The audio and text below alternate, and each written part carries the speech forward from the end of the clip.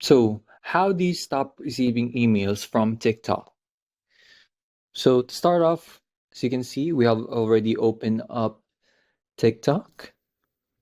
So, let's head over to the top right. Now, here, let's click on Settings and Privacy. And here, we just need to scroll down until we see notifications.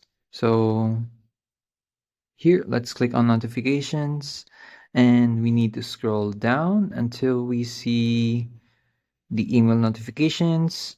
You just need to click on it. And here, as you can see, we have email notifications on by default. So you just need to turn it all off. And there we have it. Okay, that's all. Thanks for watching. Don't forget to like and subscribe for more helpful topics.